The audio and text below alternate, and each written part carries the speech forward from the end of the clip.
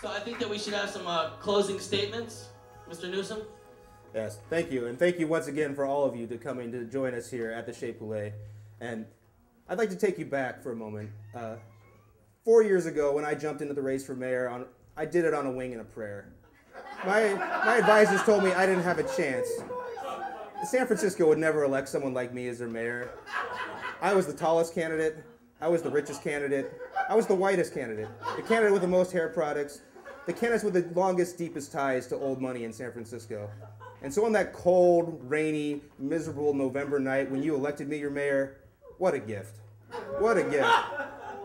Who would have thought that someone like me, the son of a state appellate court judge, who was the manager of the Getty Foundation, someone like me who was appointed to the Board of Supervisors by Mayor Willie Brown, could rise to be elected your mayor? What a gift. What a gift.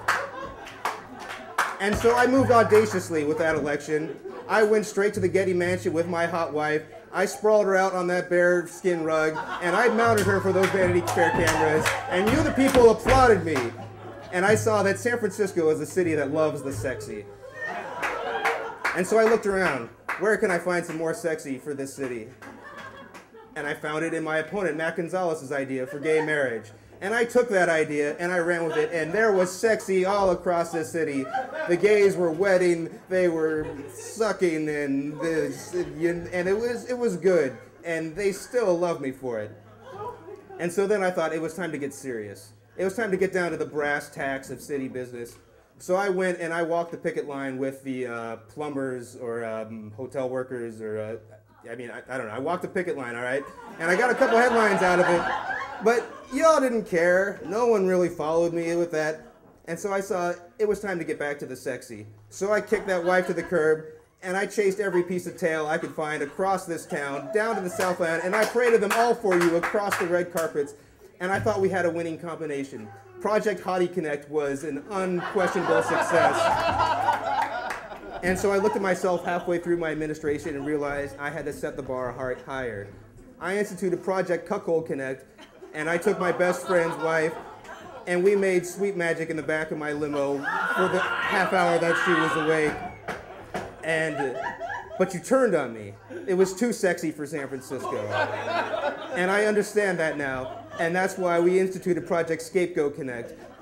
We're taking another page from the Southern California Hollywood playbook, and I apologize deeply for my drinking, and I sought out the most high-profile rehab center I could for at least 2 outpatient sessions of rehabilitation, and I stand before you a clean new man who has memorized every damn statistic and boring fact in that stupid accountability matrix, because I want to be the best mayor that this city has ever had. And so I stand before you asking for your vote for mayor, for 4 more years of the high wire act between the sexy and the serious. Please, that's why November 6th, I ask for your vote for governor. Thank you.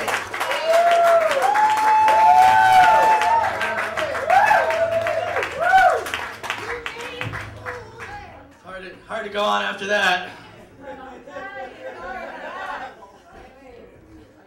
In my closing statement, I'd like to say that, that America is a land of possibility. And I am a man of possibility. Woo! And I think that running for second place is a powerful tool of idiocy that all of you can really get behind and relate to. I feel that running for second place is a statement, is an exclamation point on the end of the sentence. I feel that running for second place is more powerful. To win the second place of this election is a more powerful statement than actually winning the mayorship. And I think that being your first choice for second place is actually being your second choice for first place. Which makes me actually, because if you were to add both of those second places together, that's 4 places, which is 3 more places than he's asking for. And I think that America wants more, San Francisco wants more, and I'm the guy who's going to give you more because I'm going to have more.